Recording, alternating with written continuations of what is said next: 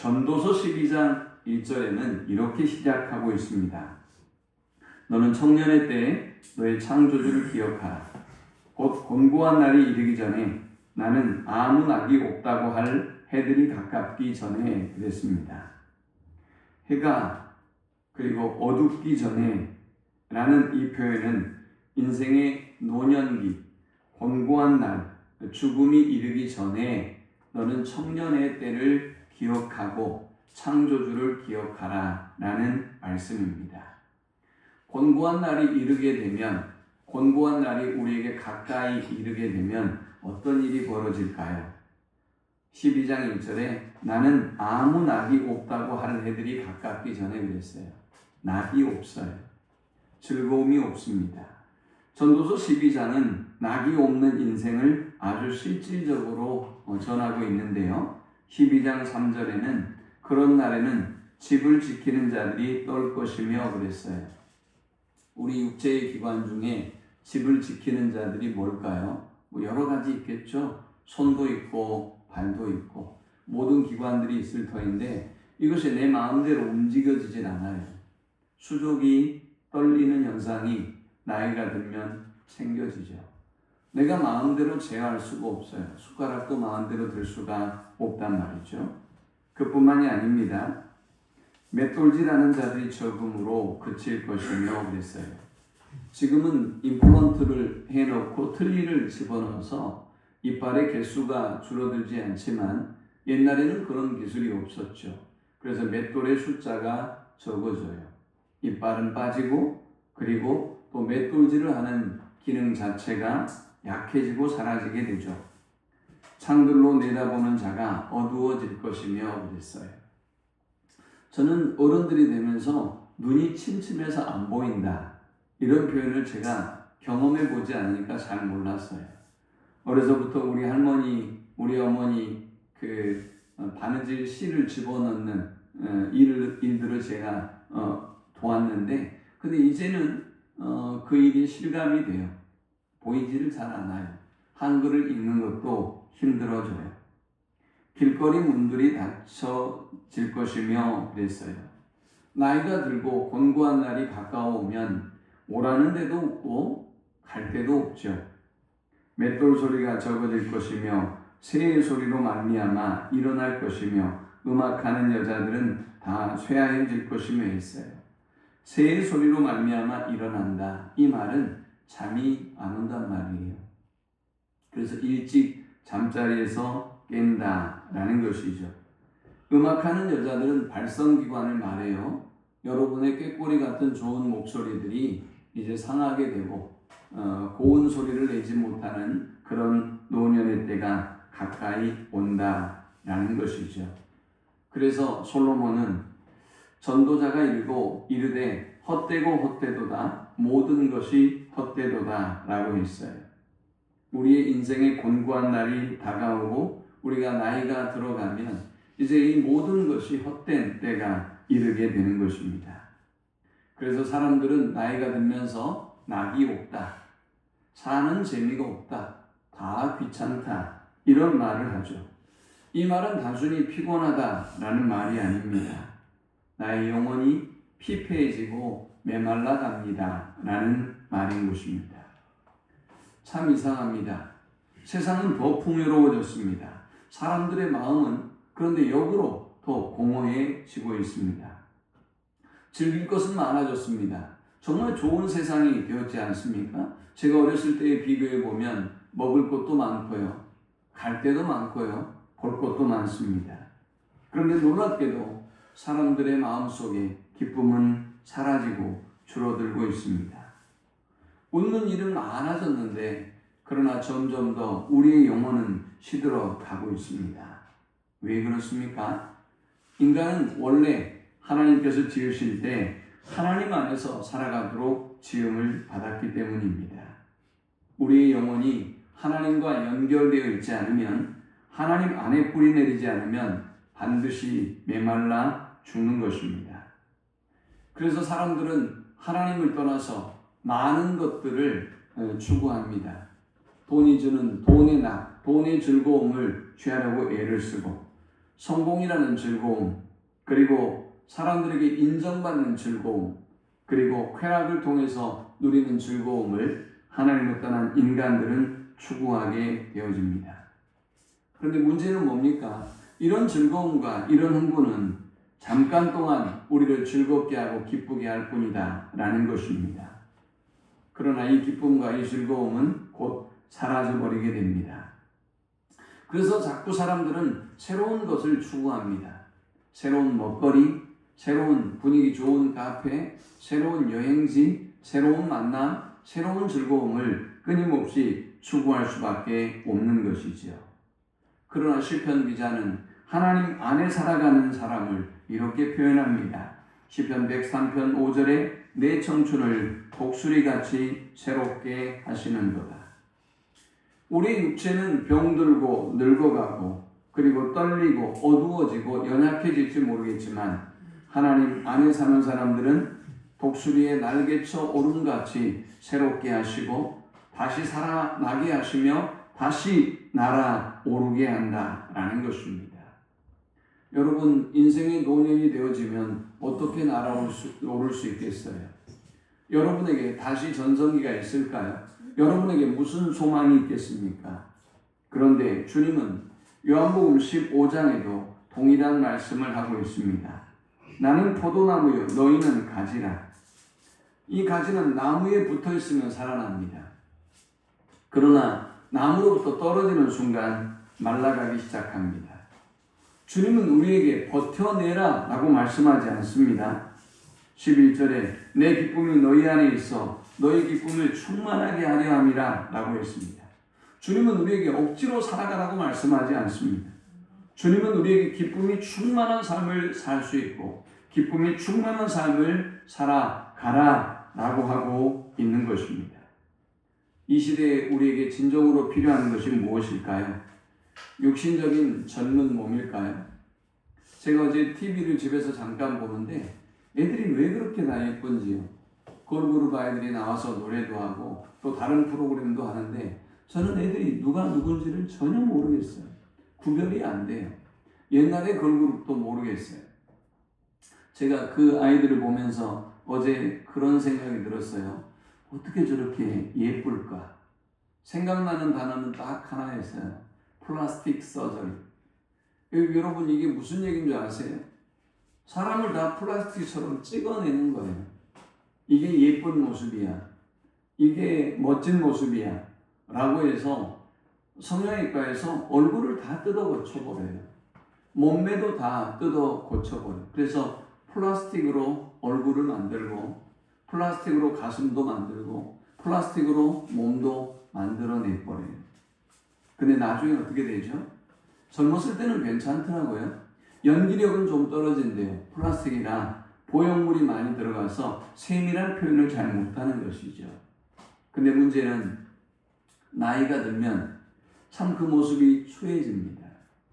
자연스럽게 늙는 모습과 이 안에 고정물을 넣는 그런 얼굴은 큰 차이가 나더라고요.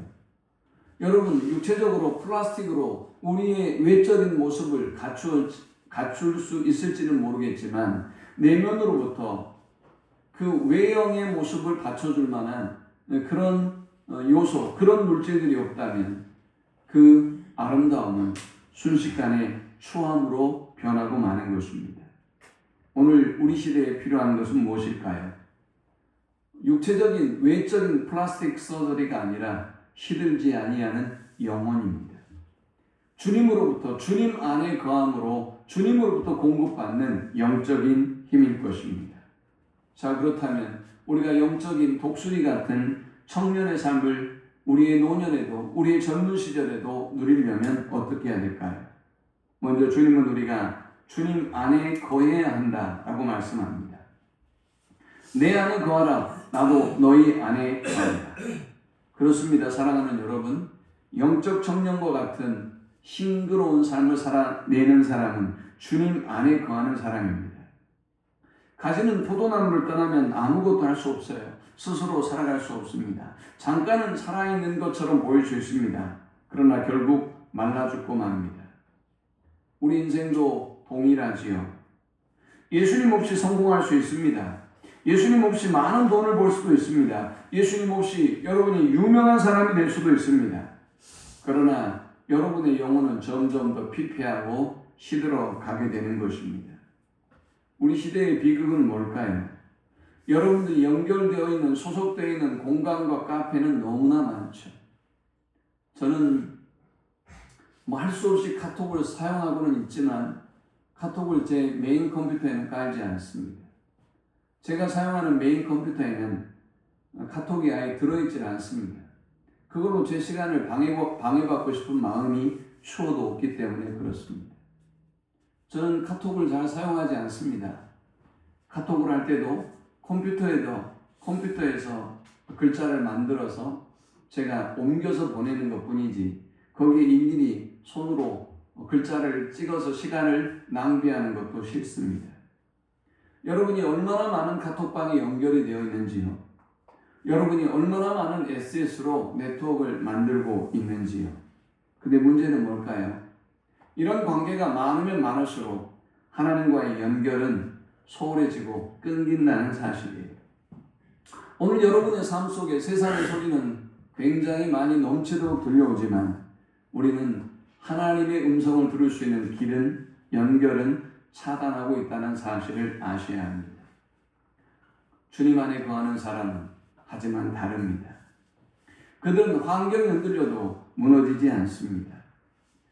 주변에 사람이 변해도 상황에 어려움이 생겨도 전혀 요동하거나 흔들림이 없습니다. 그들은 생명의 근원이신 예수님께 붙어있기 때문이죠. 교회 다닌다고 해서 예수님 안에 거하는 것이 아닙니다. 예배를 드린다고 해서 예수님 안에 거하는 것도 아닙니다. 삶의 중심을 예수님께 두는 것이 주님 안에 거하는 것입니다. 여러분의 기쁨의 근원을 예수님께 두는 것이 예수님 안에 거하는 삶입니다. 인생의 뿌리를, 그래서 모든 것을 주님으로부터 공급받는 삶이 바로 주님 안에 거하는 삶인 것입니다. 두 번째, 우리가 이렇게 영적으로 날마다 새로워지고 영적인 젊음을 누리는 삶을 살아가려면 말씀 안에 거하라 라고 말합니다. 7절에 너희가 내 안에 거하고 내 말이 너희 안에 거하면 이라고 했습니다. 주님 안에 거한다 라는 말은 결국 말씀 안에 거한다 라는 말과 같은 것이죠. 시편 1편은 복 있는 사람을 이렇게 표현합니다. 오직 여호와의 율법을 즐거워하여 주야로 묵상하는도다. 왜 시냇가의 나무가 시들지 않는 것일까요? 계속해서 공급받기 때문이죠. 말씀은 영혼의 양식입니다.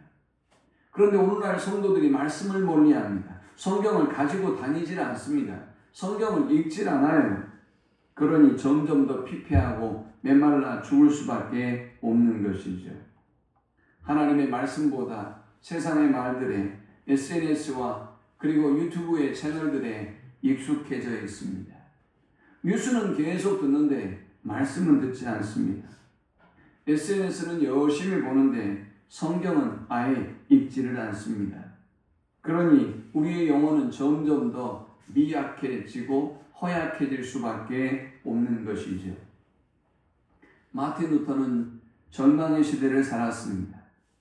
그런데 그는 하나님의 말씀을 굳게 붙잡습니다.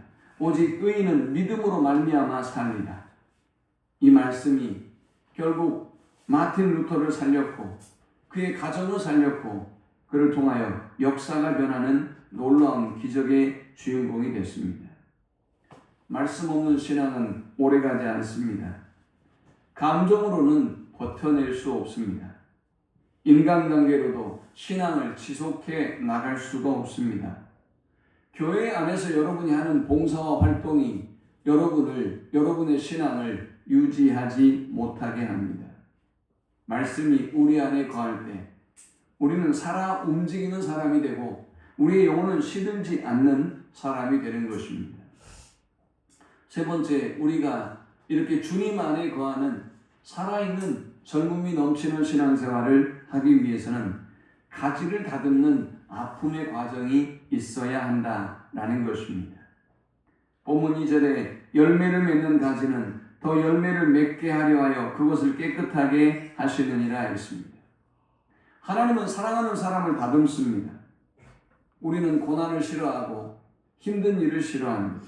누구든지 쉽고 편한 길을 가려고 하고 누구든지 신앙생활도 쉽고 편하게 하려고 하죠. 그런데 하나님은 고난과 시련 속에서 여러분을 정결하게 하시고 여러분을 거룩하게 하시고 여러분을 하나님이 쓰시는 충성된 일꾼으로 빚어가십니다. 하나님은 도대체 우리의 무엇을 다듬고 잘라내는 것일까요? 먼저 우리의 교만을 자르십니다. 우리의 욕심을 잘라내십니다. 세상적인 의지와 야망을 잘라버리십니다. 왜 그렇게 한다고요? 더 풍성한 열매를 맺게 하기 위함입니다. 우리의 교만이, 때로는 우리의 욕망이, 우리의 욕심이, 우리의 야망이 하나님 안에서 우리로 하여금 더 큰 열매를 맺을 수 있는 길을 차단해버린다는 사실을 우리는 기억해야 합니다. 허드슨 테일러는 중국의 복음을 증거하기 위해서 자신의 모든 삶을 바쳤습니다. 그런데 그의 삶은 고난의 연속이었습니다. 그는 질병에 시달려야만 했고 경제적으로 너무나 궁핍하고 어려운 삶을 살아야만 했습니다. 그는 가족이 죽는 고통과 아픔도 경험해야만 했습니다. 하지만 허드슨 테일러는 무너지지 않았습니다. 오히려 그는 더 깊은 하나님을 의존하는 신앙으로 들어갔습니다. 그리고 결국 수많은 영혼의 열매를 맺는 선교의 아버지가 되었습니다. 사랑하는 여러분, 시들지 않는 인생은 고난이 없는 평안한 인생이 아닙니다. 시들지 않는 인생은 세상에서 인정받는 넉넉하고 성공한 사람들이 아닙니다. 고난 속에서도 오직 하나님을 붙잡고 고난 속에서 하나님께 더 깊이 더 가까이 나아가는 사람이 어떤 상황에서도 독수리의 날개처럼 같이 늘 싱싱한, 늘 활력이 있는 성도로서의 삶을 살아내는 것입니다.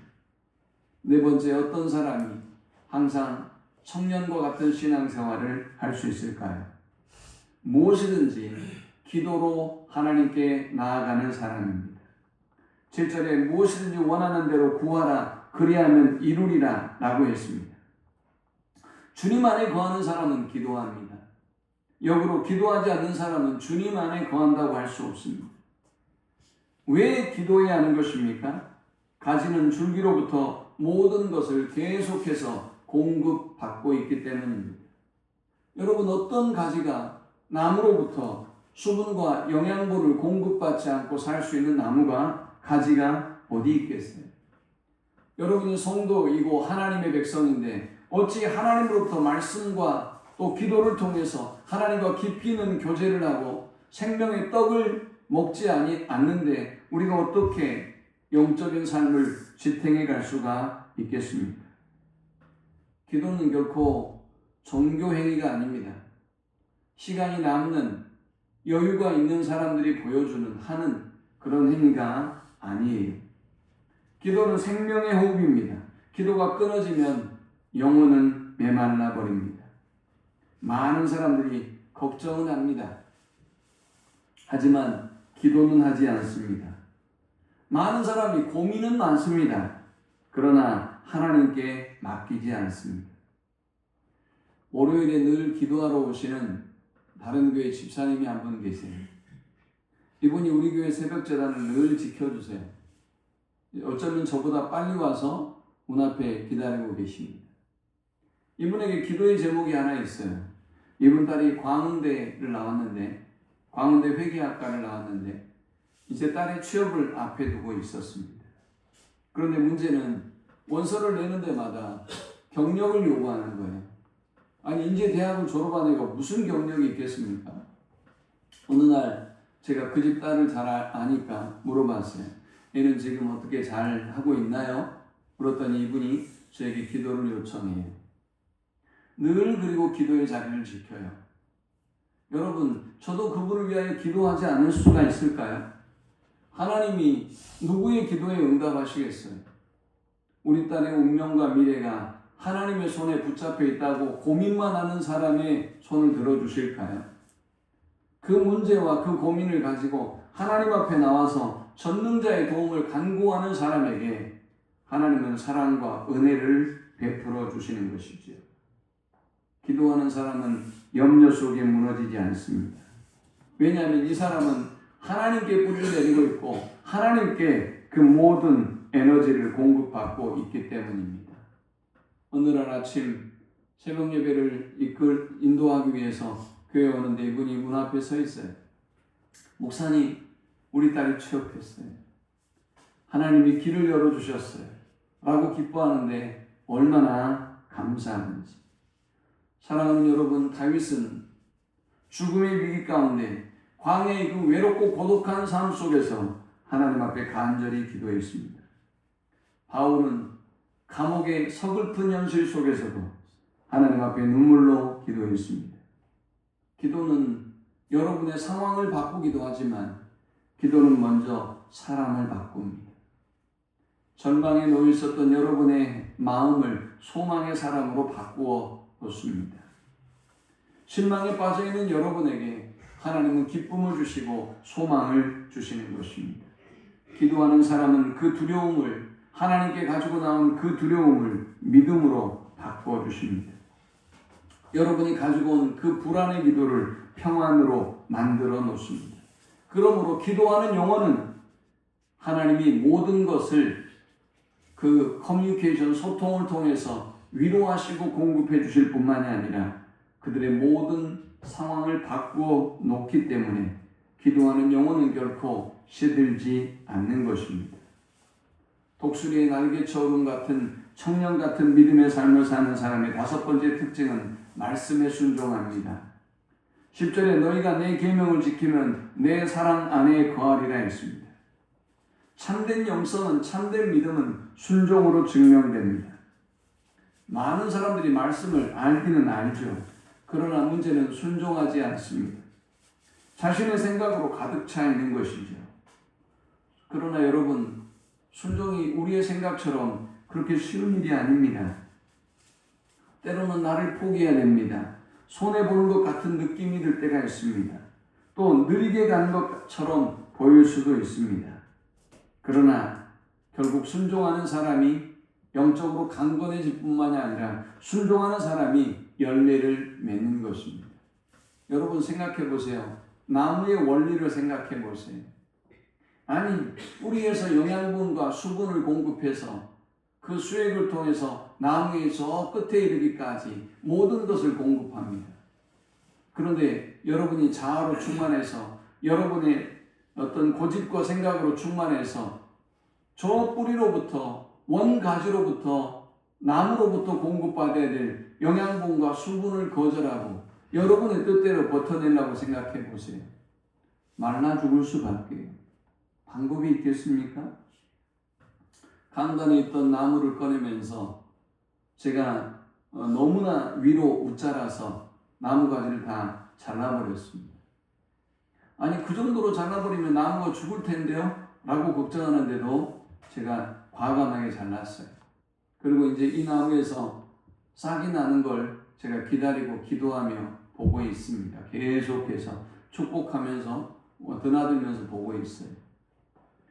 때로는 나무 둥지에서 위까지에서 싹들이 올라오는 모습을 봅니다.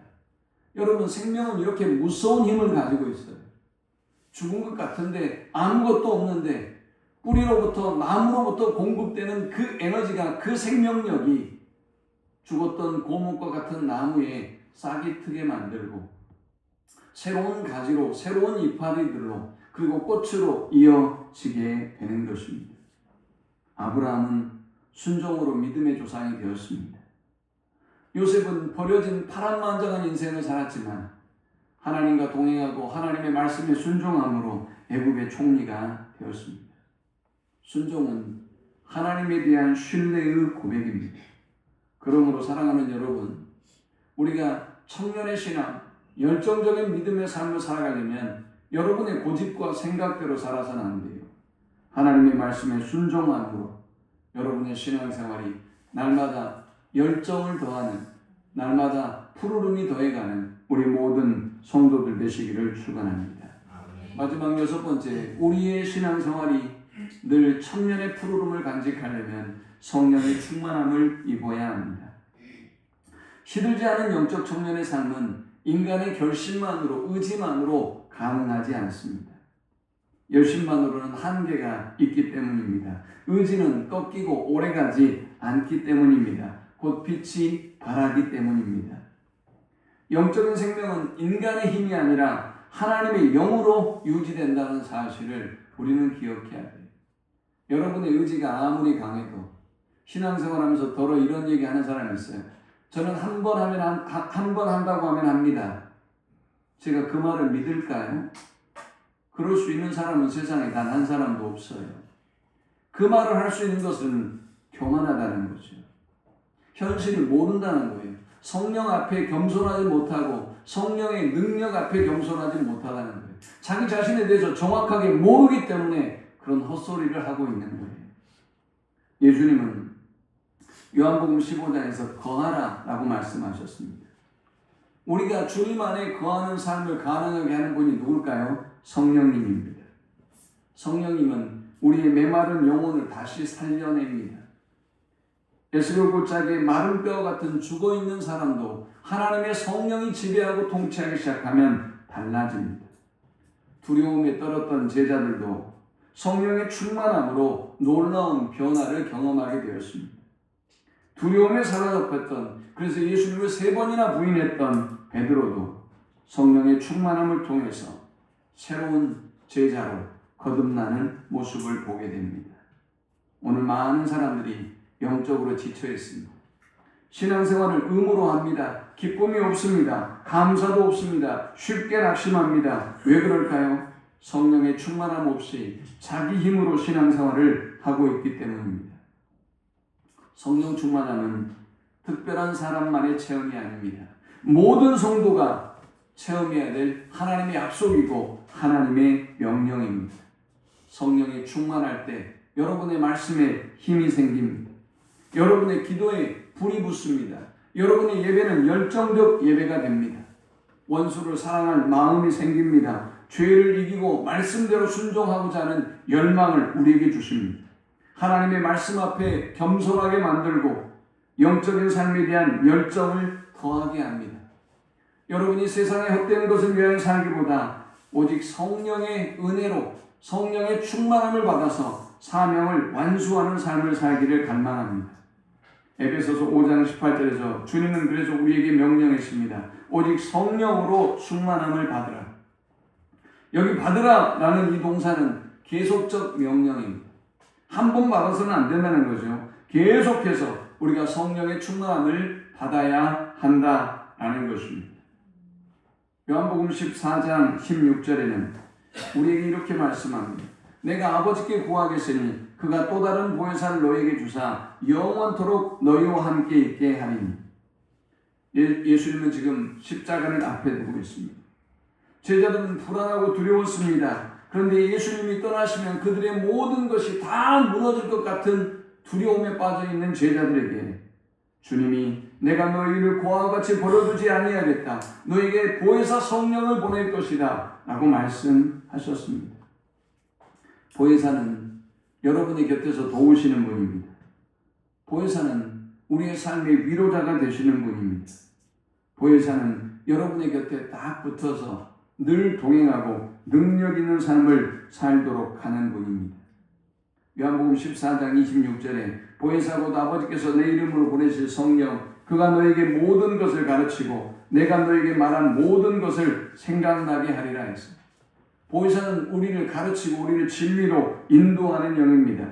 그 영이 우리를 새롭게 만들고 이 보혜사 성령이 우리를 청년의 영성으로 독수리의 날개처럼 같은 날마다 새롭게 하시는 은혜를 경험하게 하는 것입니다. 말씀을 맺습니다. 사랑하는 여러분, 세상은 계속해서 우리에게 속삭입니다. 이것만 가지면 행복해질 거야. 여기에 도달하고 난 다음에 성령의 은혜를 구하고 성경 공부도 하고 예배도 드려. 지금은 그런 것들에 네가 시간과 에너지를 낭비할 때가 아니야 라고 속삭입니다. 성공하면 만족할 거야. 여행을 하면 쾌락을 즐기면 만족할 거야 라고 여러분에게 속삭입니다. 그러나 결국은 이 사람들은 이 모든 것이 낙이 없는 헛되고 헛되다는 사실을 깨닫게 됩니다. 하지만 예수 안에 거하는 사람들은 다릅니다. 주님 안에 거하면 다시 살아납니다. 말씀 안에 거하면 시들지 않는 영성의 사람이 됩니다. 기도하면 하나님께서 육신은 후패하지만 날마다 새로운 힘을 주십니다. 순종을 통해서 나는 없어진 것 같지만 더 풍성한 나를 통해서 이루시는 하나님의 놀라운 역사를 발견하게 됩니다. 하나님 안에서 나도 몰랐던 나의 새로운 모습을 찾게 되고 발견하게 되는 것입니다. 성령의 충만함을 통해서 우리의 피폐된 영혼은 새로운 힘을 얻을 수 있고 하나님 앞에서 순종의 사명의 길을 걸을 수 있는 위대한 사람이 됩니다. 성령 강림 주일을 맞아 또 청소년 주일을 맞아 후패했던 우리의 영육이 성령의 새롭게 하심으로 독수리 같은 청년의 삶을, 청년의 영성을 회복하는 우리 모든 성도들 되시기를 축원합니다. 우리 함께 기도합시다.